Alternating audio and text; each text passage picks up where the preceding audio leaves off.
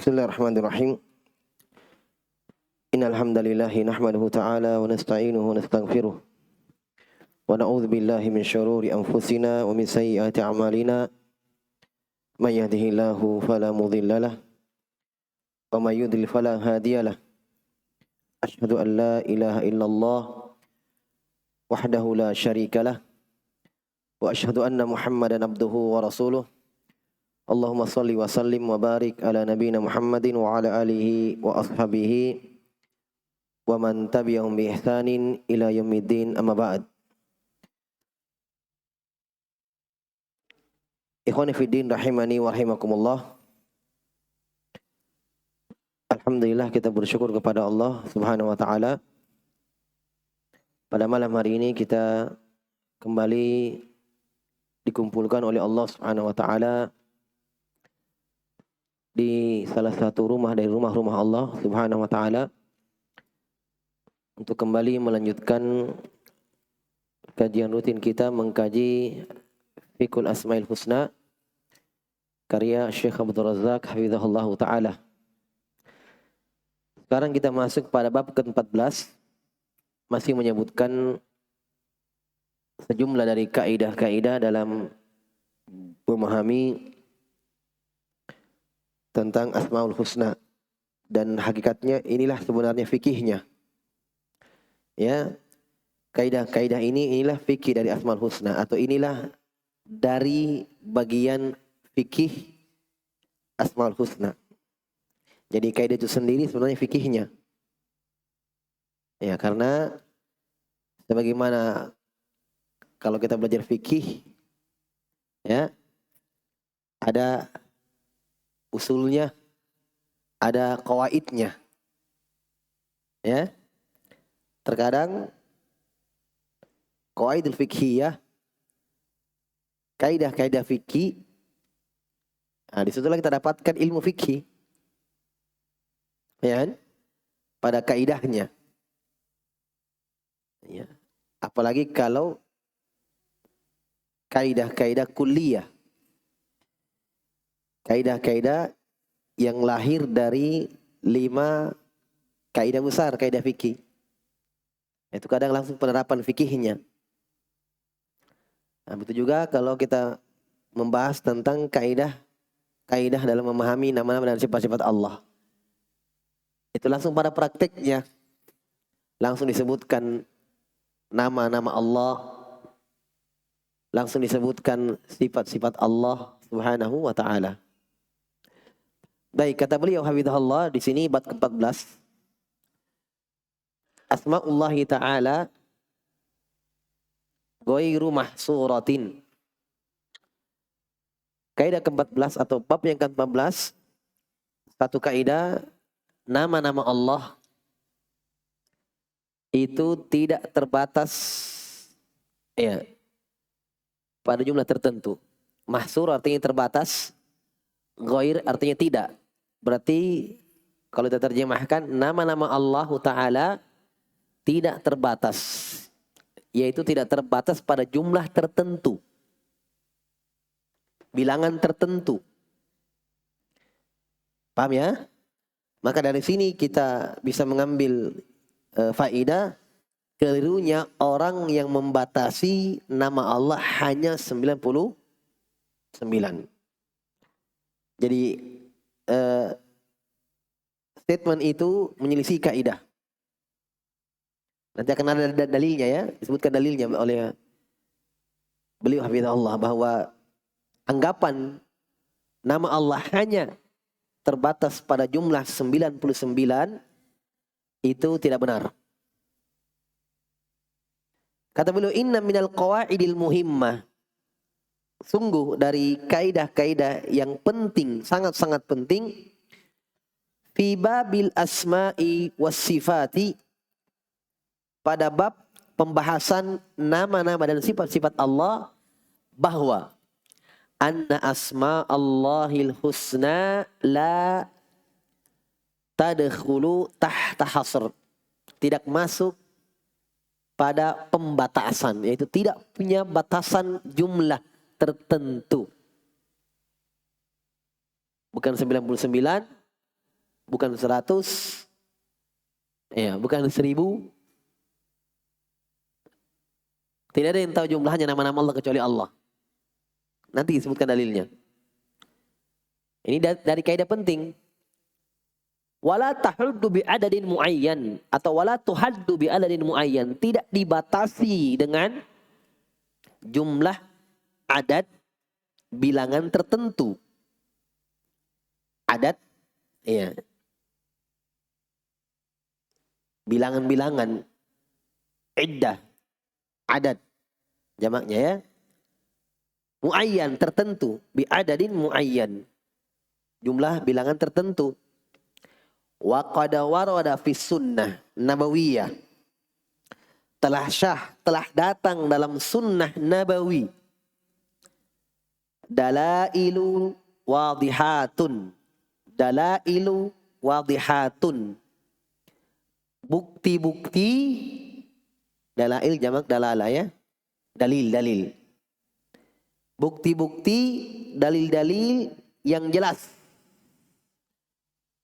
yang menunjukkan tidak ada jumlah tertentu pada nama-nama Allah. Telah datang dalam sunnah nabawiyah dalil-dalil yang jelas, tuqarriru hadzal amra wa tujlihi, menjelaskan, menetapkan perkara ini dan menampakkannya, dan jali, menjadikan perkara ini jelas, bahwa sangat-sangat jelas. Kata Nabi SAW, tidak terbatas pada jumlah tertentu, jelas. Berarti bisa kita pastikan ya, jelas kelirunya kalau ada yang bilang sekali lagi hanya 99. Jelas kelirunya. Karena dalilnya mengatakan tidak terbatas, jelas. Paham? Kata Syekh, jelas ya. Contoh dalil.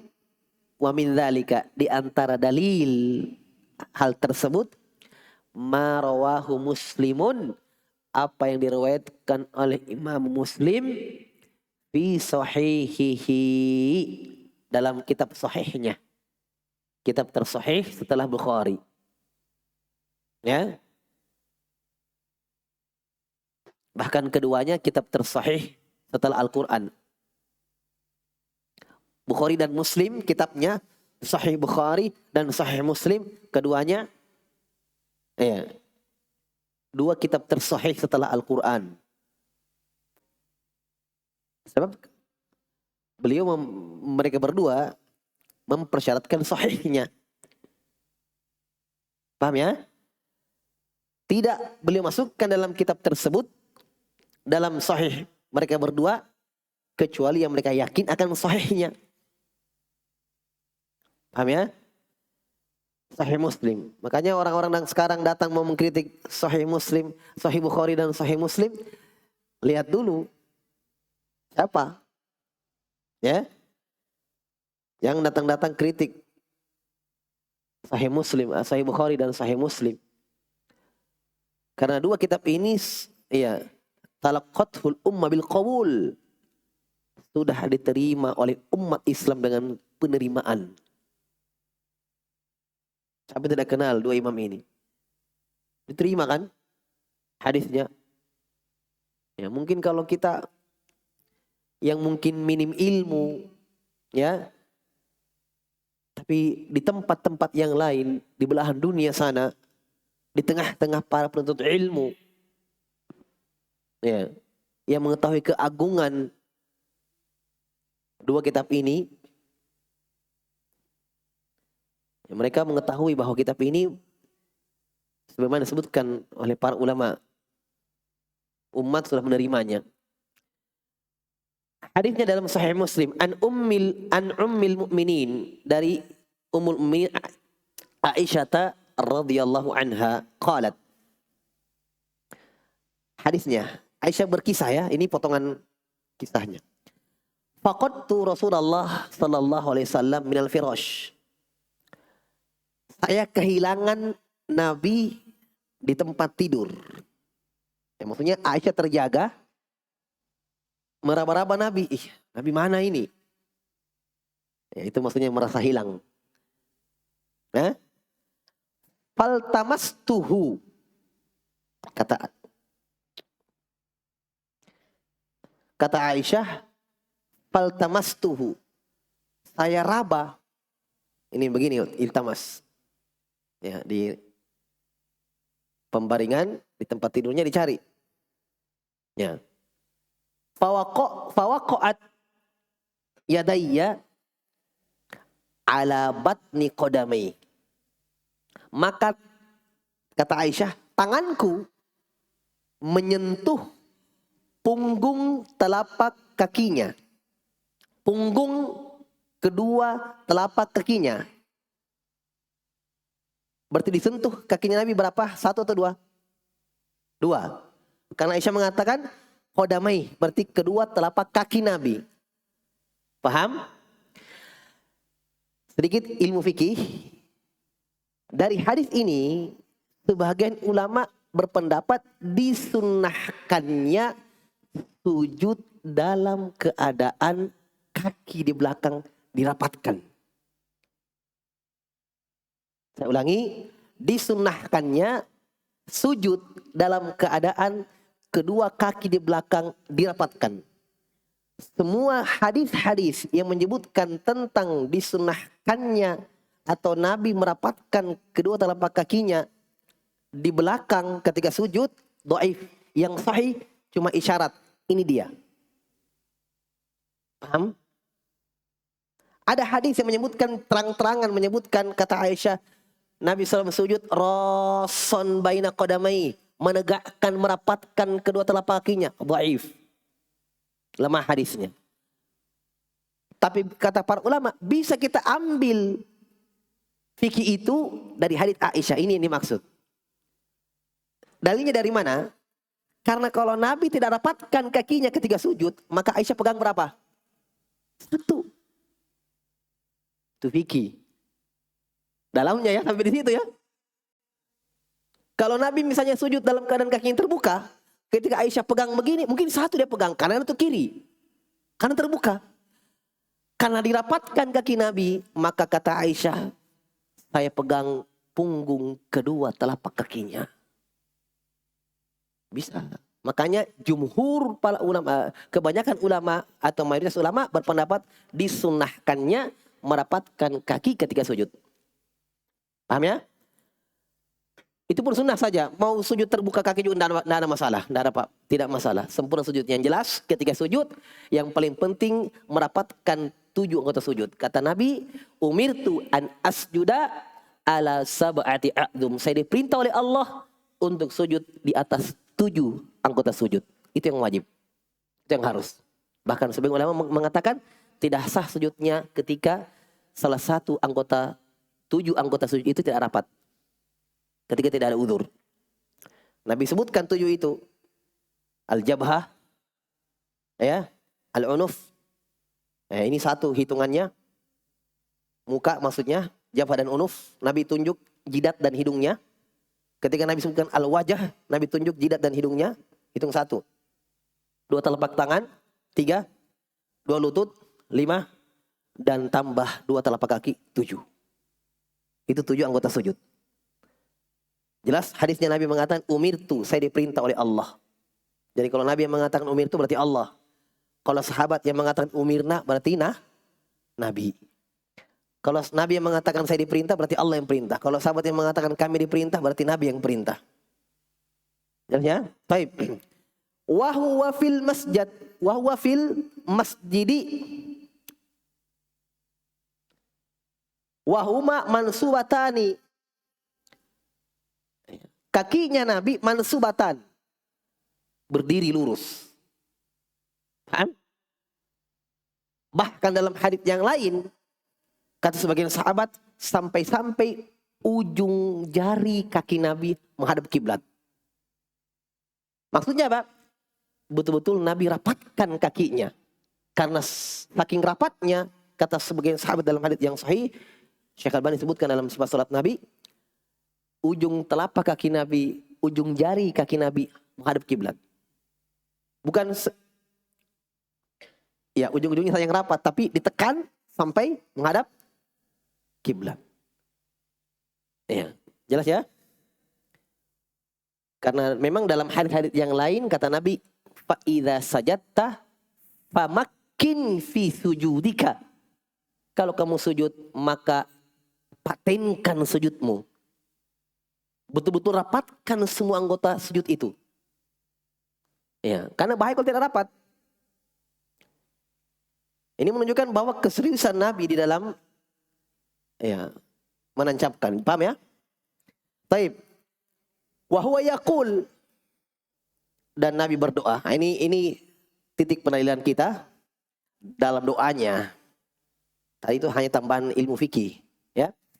Nabi berdoa, Allahumma a'udzu biridhaka min sakhatika. Ya Allah, saya berlindung dengan ridhamu dari murkamu. Saya berlindung dengan ridhamu dari murkamu. Ini menunjukkan bolehnya berlindung dengan menyebutkan sifat Allah. Itu boleh. Dan itu dari tawassul. Paham ya?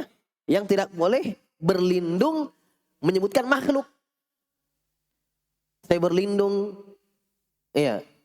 kepada fulan. Fulan disebutkan orang sudah meninggal. Ini kesyirikan. Paham ya?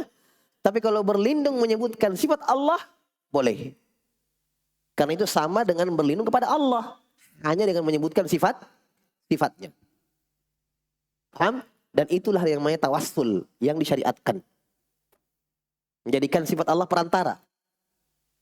Ya, karena sifat Allah bukan makhluk. Paham? Saya contohkan hadits Ummu Salamah. Kata Nabi SAW, siapa yang datang ke satu tempat, masuk ke satu desa, pergi ke gunung misalnya atau ke laut, baca doa. A'udzu bi kalimatillahi tammat min syarri ma khalaq. Saya baca doa ini, kata Nabi, kecuali Allah jaga dia dari segala kejelekan tempat itu sampai dia pulang. Lihat kalimatnya, a'udzu bi kalimatillah. Saya berlindung dengan kalam-kalam Allah.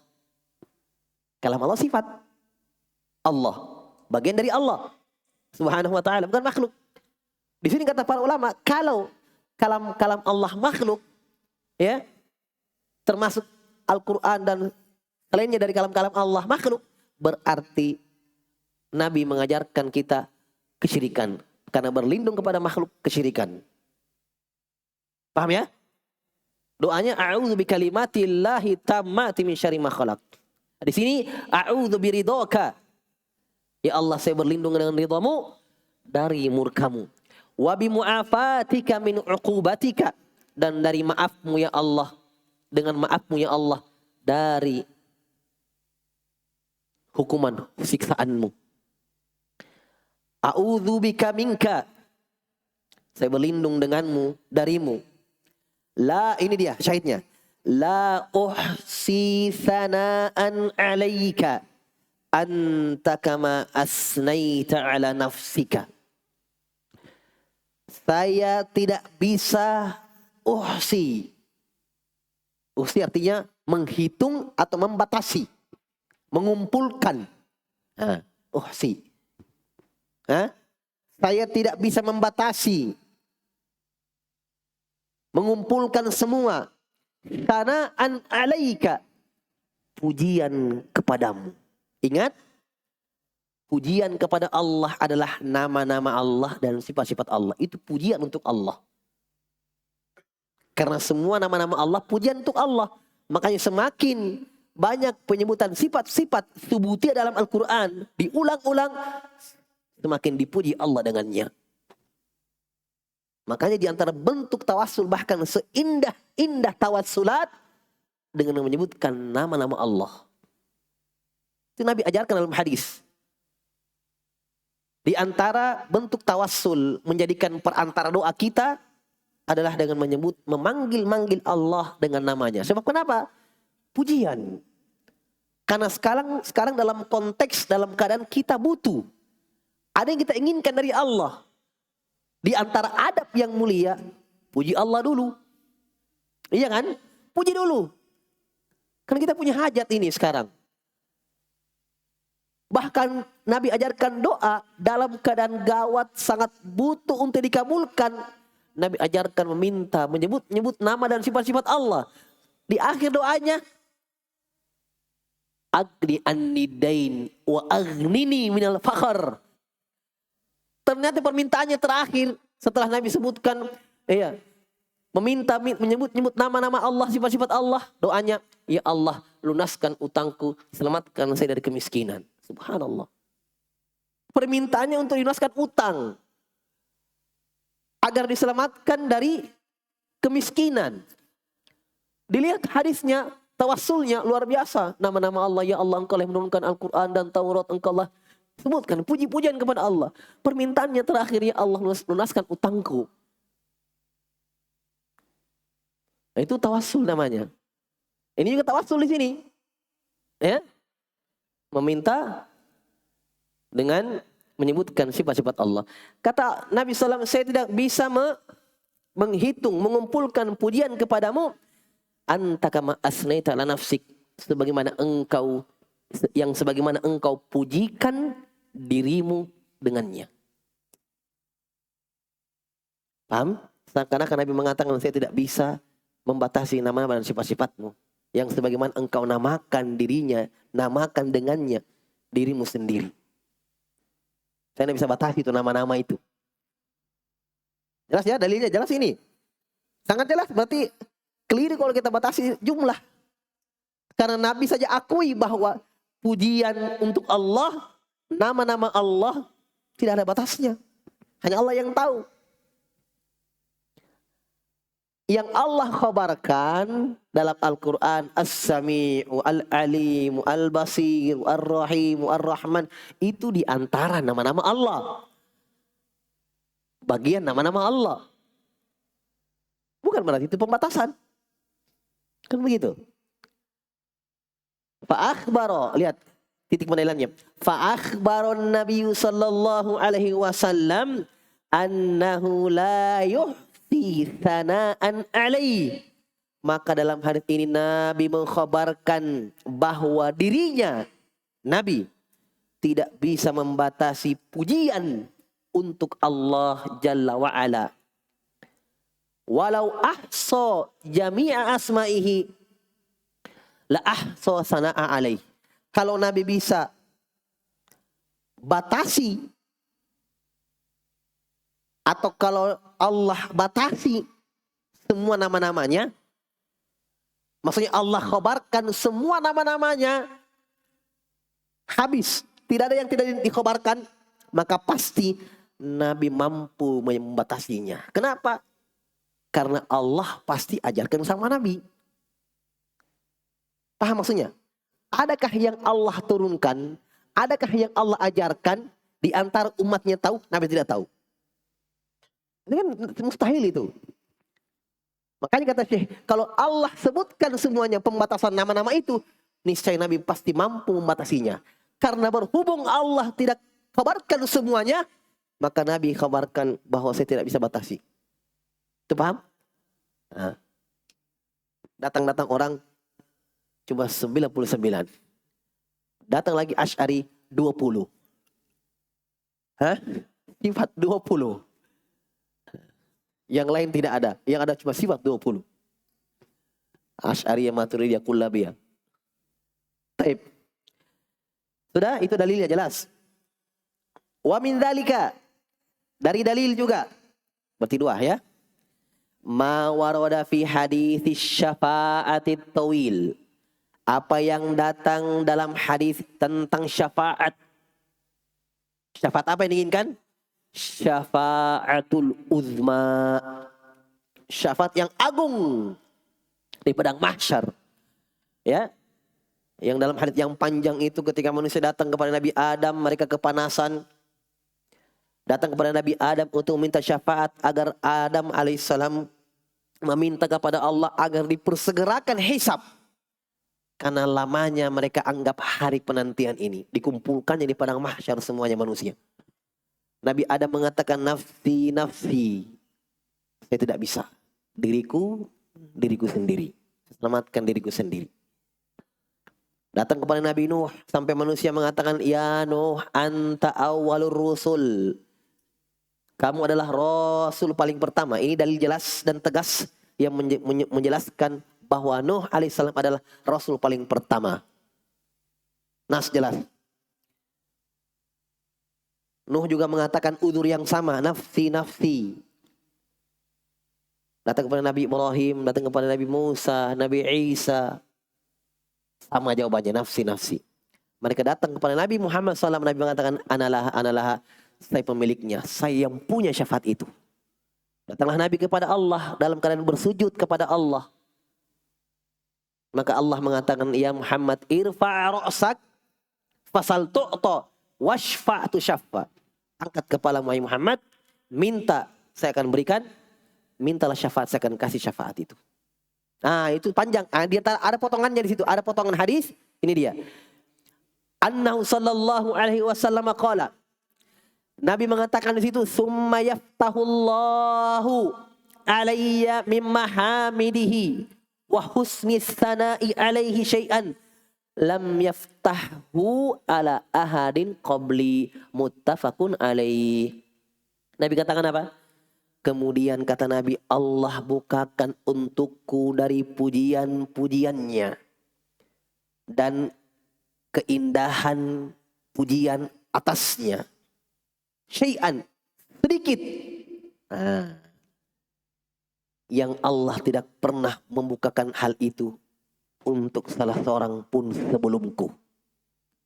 Masya Allah. Ya, jadi Nabi diberikan. Inilah yang disebutkan dalam Al-Quran. Asa ayyaba'athaka rabbuka maqamam mahmuda.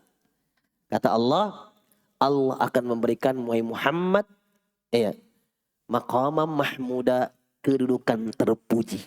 Kedudukan yang paling terpuji. Itulah syafaatul uzma.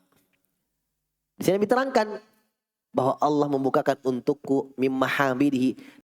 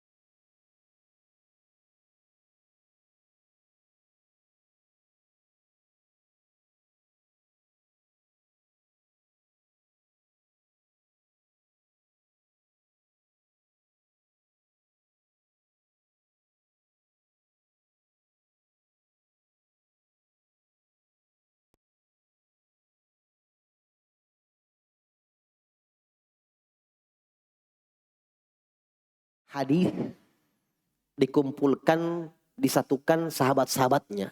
Misalnya Musnad Ibnu Umar. Hadis Ibnu Umar semuanya. Nah, itulah yang di dalam bukunya Imam Ahmad, Musnad Imam Ahmad. Jadi hadis-hadis yang disandarkan kepada Nabi SAW dari sahabat. Ya. Nah, inilah yang disahihkan, lihat ya. Dikumpulkan semua hadis-hadis ini yang ada di luar Bukhari dan Muslim, yang sahih, diambil dari Imam Ahmad, diambil dari kitabnya Abu Daud, Sunan Abi Daud, Nasai, Sunan Nasai, Tirmidzi, dan Ibnu Majah, dikumpulkan oleh Syekh Muqbil rahimahullah 2 jilid dengan judul Sahihul Musnad mimma laisa fi sahihain. Kumpulan hadis-hadis yang sahih yang di luar dari Bukhari dan Muslim. Kata guru-guru kami di Yaman dulu, ini kitab tersahih setelah Bukhari dan Muslim. Masya Allah. Kitab Syekh Muqbil rahimahullah. Penuntut ilmu mungkin tidak berlebihan kalau kita katakan baiknya punya itu. Antum sudah pegang Bukhari Muslim, pegang Sahih Musnad. 2 jilid. Cuma 2 jilid. Hadis-hadis yang sahih yang berada di luar Bukhari dan Muslim. Baik. Diriwayatkan Imam Ahmad dan selainnya, ya, dari dalam Musnad Imam Ahmad dan selainnya dari min hadisi Abdullah bin Mas'ud. Abdullah bin Mas'ud radhiyallahu taala anhu. Anna Nabiyya sallallahu alaihi wasallam qala. Nabi sallallahu alaihi wasallam mengatakan, ma asaba abdan hammun wala hazanun faqala, Allahumma inni abduka wa ibnu abdika wa ibnu amatika nasiyati biyadika madin fiya hukmuka adlun fiya qada'uka as'aluka bikulli ismin huwa lak sammaita bihi nafsak au anzaltahu fi kitabik au 'allamtahu ahadan min khalqik au ista'tharta bihi fi ilmil ghaibi 'indak anta ja'alal qur'ana rabi'a qalbi wa nura sadri wa jala'a huzni wa dhahaba hammi illa adhaballahu hammah wa huznah wa abdalahu makanahu faraha. Masya Allah. Kata Nabi SAW, tidaklah seorang hamba ditimpa hammun, gelisah, ya, galau, sedih, ada masalah, terlilit utang, dalam rumah tangganya ada masalah dengan istrinya, dengan suaminya, dengan anaknya, dengan saudaranya, dengan mertuanya. Pokoknya ada masalah lah di kantornya, sesama ikhwah, teman-teman taklimnya, ada masalah. Yang mungkin kadang kalau sholat terbawa-bawa masalah itu, Allahu Akbar, dalam pikirannya, tidak khusyuk. Sampai kadang mungkin ada di rakaat kedua orang tasyahud dia berdiri sendiri, turun. Ada yang begitu, saking terbawa dalam sholat, saking lupa sendiri di dalam sholat. Ada toh? Ada yang ketawa-ketawa, betul berarti. Hah? Ya. Taib. Kata Nabi SAW, tidaklah seorang hamba yang ditimpa hammun, wala hazanun, kesedihan. Dia mengatakan, dia baca doa, Allahumma ya Allah. Allahumma itu dari ya Allah ya. Ya Allah. Ya, persisnya kan Allahumma. Allahu itu tambah mim. Asalnya ya Allah. Iya-nya dipindah ke belakang, ganti mim. Jadilah Allahu mim, Allahumma. Jadi ya Allahumma, ya Allah itu. Ya Allah, saya hambamu. Wa banu abadika, dan saya anak hambamu. Wa banu amatik, dan saya anak hamba perempuanmu. Maksudnya ibu kita ya. Anaknya hamba perempuanmu. Nasiyati biadik. Ubun-ubunku di tanganmu. Maksudnya kapanpun kamu bisa cabut nyawaku, kamu cabut. Ya. Madin fiya hukmuka. Hukummu sudah berlalu untukku. Sudah tetap apakah saya dapat kebahagiaan, dapat kesulitan, itu sudah berlalu. Sudah tertulis. Adlun fiyah qada'uk, dan hukummu ya Allah adil atasku. Masya Allah, ini tawassul ini luar biasa ya. Ya. Ini ada kalimat pasrah di sini. Pokoknya pasrah betul dia. Ya. Dari makna ya. Hukummu ya Allah sudah berlalu. Maksudnya saya rela apapun saya dapatkan. Kesedihan ini memang sudah ditakdirkan atas saya. Ya. Dan ini pasti ada hikmah di balik itu. Karena adil, keadilan. Berarti dia terdapat pengakuan, mungkin saya dapatkan kesedihan ini karena mungkin saya pernah dolimi orang, saya kasih sedih orang, saya dapatkan juga kesedihan itu. Saya mungkin kepada istri, mungkin saya kurangi hak-haknya sehingga mungkin dia merasa didolimi, saya dapatkan juga kesulitan itu. Makanya adil, luar biasa. Iya kan? Adil, tidak ada kedoliman bagi Allah. Nah inilah di sini buruk sangka sebagian orang yang kurang keimanan kepada Allah. Ketika dapat kesulitan, dapat musibah, dapat inat, tidak pernah lihat dosa-dosanya. Coba pikir, kamu pernah tidak dolimi orang? Kamu pernah sedihkan orang? Al-jaza menyisil amal. Kadang orang disalahkan. Barang-barang yang hancur, ngamuk-ngamuk. Lihat dosa-dosamu, lihat ke belakang. Apa yang pernah kamu lakukan pada orang lain? Oh, tidak ada. Pada istrimu. Mungkin pada anak-anakmu kamu pernah tidak adil. Menyakiti hati yang lain anakmu. Kamu berikan yang lain, kamu tidak berikan yang lainnya. Iya kan? Di sini ada luar biasa. As'aluka bikulli ismin huwalak. Saya meminta kepadamu ya Allah dengan semua nama-nama. Bikulli ismin. Dengan semua namamu. Huwalak. Nama untukmu. Samaita bi nafsak. Yang nama itu ya Allah, kamu namakan dirimu dengannya. Atau dengan semua nama-namamu yang engkau turunkan dalam kitabmu. Au anzaltahu fi kitabika. Au allamtahu min khalqika. Atau semua nama-nama yang kamu ajarkan, semua nama itu pada makhlukmu. Ini syahidnya, ini dia. Gas bawahi ini syahidnya. Awista'tharta bihi fi ilmil ghaibi indak. Ya Allah, saya meminta dengan semua nama-namamu yang kamu simpan dalam ilmu ghaibmu. Berarti apa? Berarti ada nama yang apa? Yang tidak diajarkan. Kalau tadi yang kamu turunkan dalam Al-Quran, yang kamu ajarkan nama itu pada makhluk-makhlukmu, pada para nabi.